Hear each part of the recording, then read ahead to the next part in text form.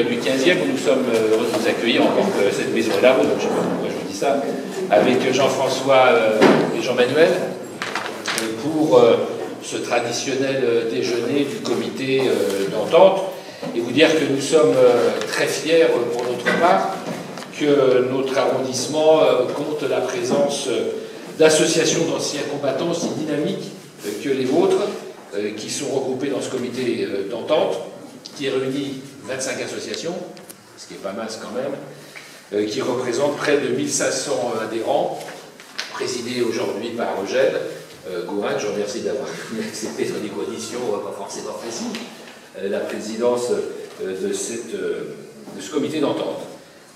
C'est vrai que je crois que vous asseyez-vous, hein, parce que c'est mieux que vous ne restez pas debout, allez vous asseoir. Et si vous voulez rester debout. Non, je voulais dire, parce que moi ce que je souhaite, c'est que il y en a qui ont besoin de s'asseoir, qu'ils le fassent.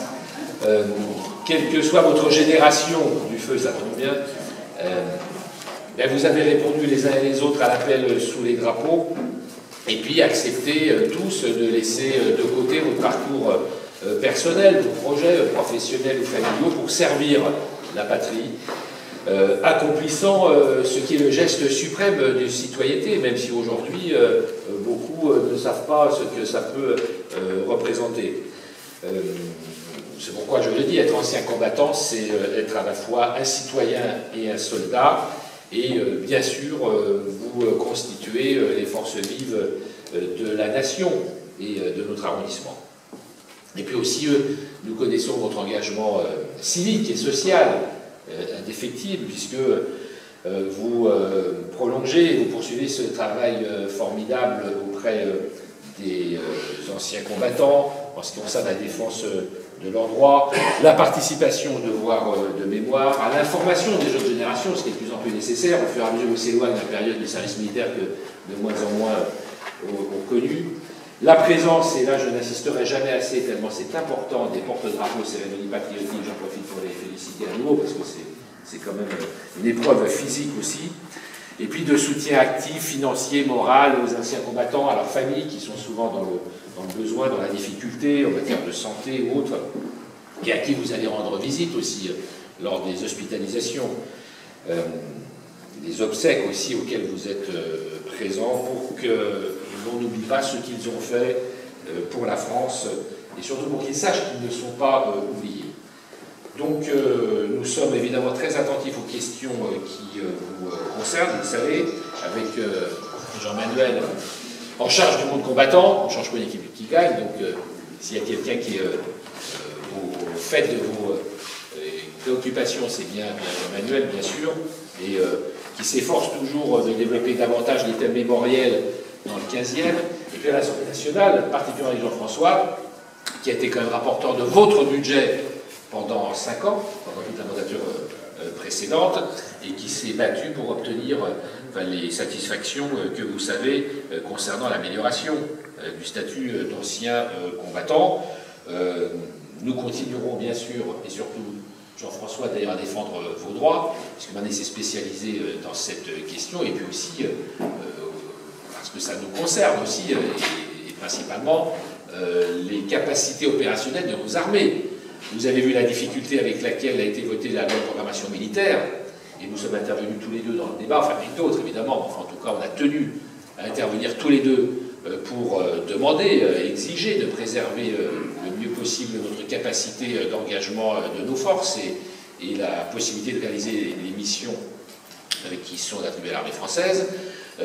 Jean-François, qui était à la commission des finances et qui a plus particulièrement suivi le budget, notamment le budget de la défense, me disait tout à l'heure que les engagements n'étaient pas respectés. Voilà. Donc il va falloir encore se battre, parce qu'on avait cru que la loi de programmation militaire serait sanctuarisée en quelque sorte, gravée dans le marbre. C'est ce qui a été dit, les engagements du président de la République, du ministre de la Défense, et on se rend compte, dans l'examen du budget il y a quelques jours à peine, en loi de finances rectificative. En loi de finances rectificative. Il y a en gros 400 millions au bas mot qui manquent. Voilà. Par rapport aux engagements solennels qui avaient été pris, vous vous souvenez de cette polémique il y a quelques semaines là-dessus, parce que déjà notre armée est exsangue. Je crois qu'on lui a demandé de faire l'effort principal en matière de réduction de crédit par rapport à toutes les autres administrations françaises et d'effectifs, et qu'aujourd'hui, l'armée est dans un format où qui ne peut plus être réduit sous peine de ne plus assumer l'ensemble de nos missions. Elles sont nombreuses. Donc là, la situation est très grave, j'en profite pour vous le dire, puisque cette information date d'il y a quelques jours à peine, d'hier. En tout cas, dans le 15e, raison de plus pour valoriser le plus possible les événements qui vous concernent. Alors bon, vous savez qu'il y a l'attention, on en discute souvent avec Jean-Manuel, parce qu'en plus moi ça m'intéresse aussi, et c'est pas quelque chose qui m'est indifférent, que nous portons aux cérémonies commémoratives sur le parvis de la mairie, que nous essayons de faire le plus prestigieuse possible à chaque fois. Et je peux vous dire que le programme, notamment des cérémonies du mois d'août, pour le 70e anniversaire de la Libération, sera assez grandiose. Alors pour ceux qui pourraient être là au mois d'août, je sais qu'évidemment ça tombe au mois d'août. Enfin, c'est pas de ma faute si les libérateurs sont arrivés à mi-août. Ils seraient arrivés au mois de septembre. Ça aurait été plus pratique pour tout le monde, mais c'est comme ça. Au mois de juin. Au mois de juin, au mois de juin, absolument, t'as raison. Avant qu'après, effectivement. L'occupation avait déjà duré assez longtemps. Vers le 25 juin. Par exemple. Bon, en tout cas, il y aura, comme vous le savez, à la fois beaucoup de figurants qui viendront le samedi. 150 reconstituants avec 40 véhicules. 40 véhicules blindés et autres. Et défilé rue du Commerce et avenue Navaliquet le samedi après-midi. Voilà, comme l'année dernière, pour ceux qui s'en souviennent. Et puis le 24 août, qui tombe un dimanche, merci Jean-Manuel, cérémonie avec aussi un peu de... Avec tous les reconstituants, avec la musique de l'APP, et une évocation du 15e au cours de la Seconde Guerre mondiale à 15h30. Et la cérémonie à 16h30. Bien sûr.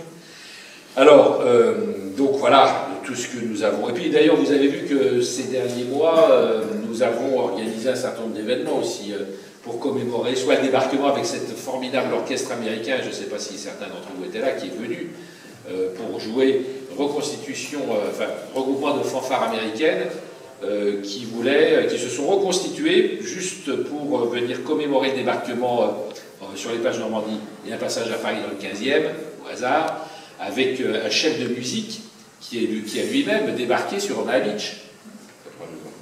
92 ans. 92 ans, il était chef d'orchestre, il fait toute la tournée en France, et il a débarqué, le type, à Omaha Beach, quand même, hein, avec, je crois que c'était une division d'artillerie américaine, une chose comme ça, je ne sais plus laquelle. Incroyable. Bon, ouais, ça. Et donc, il a joué sur le parvis de la mairie, puis ensuite en Normandie le lendemain, avec, où il y avait 150 musiciens, c'est un truc énorme. Hein.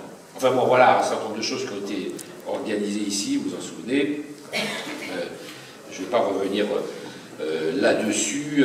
Beaucoup de déplacements aussi avec l'UNC, le Souvenir Français, j'en profite pour saluer, et la FNACA, bien sûr.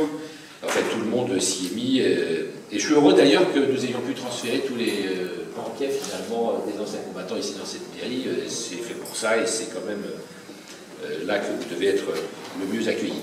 Je vous donne rendez-vous le 14 juillet. Personne ne doit manquer sur les rangs. Tout le monde est inscrit, voilà. On fera un appel, d'ailleurs. Parce qu'il y a quand même... 6 h du matin. Absolument, ça me parle. Il y aura quand même un événement particulier cette année, et je remercie le gouverneur militaire qui m'a fait cette petite fleur, parce que bon, j'y tenais quand même depuis longtemps, c'est que nous accueillons la Légion étrangère. Ah. La Légion étrangère, vous savez que tous les ans, on est encore 3-4 mairies, pas plus, à accueillir des soldats pour défiler, les autres s'en foutent, c'est dommage, mais enfin moi j'y tiens. Donc on accueille 200-300 militaires à déjeuner, et donc on tient à ce que les anciens combattants soient là pour que les générations du feu soient mêlées. Et cette année, c'est le premier REC qui défile sur les Champs-Élysées, qui viendra avec quelques beaux spécimens d'engins blindés, notamment un Leclerc, qui sera sur le parvis. Donc les amateurs de blindés, n'hésitez pas, on fera visiter. Et puis bon, d'autres engins blindés, bref. Et puis la musique de la Légion étrangère, qui jouera tout l'après-midi sur le parvis. Donc faites venir du monde, je crois que ça vaudra le coup. Deuxième rendez-vous le 23-24 août. Comme le disait Jean-Manuel, pour la libération de Paris. Ensuite, nous allons, je crois que le prochain, la grande étape prochaine dans le 15e sera l'inauguration du ministère de la Défense. Hein. Nous avons été, avec Jean-François, inauguré déjà la terminaison du Gros Œuvre, il y a quelques mois.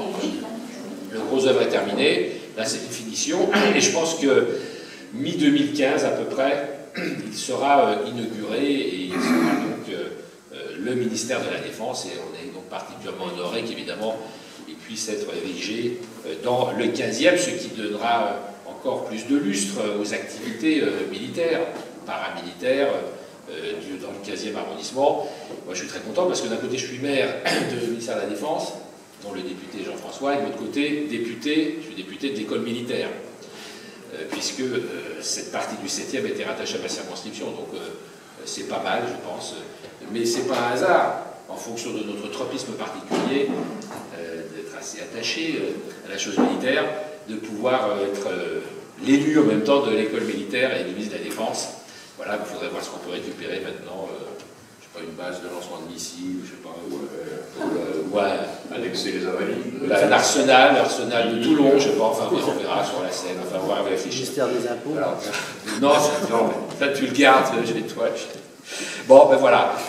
Maintenant, il me reste à remettre des décorations à 9, non, peut-être pas 9, parce qu'ils sont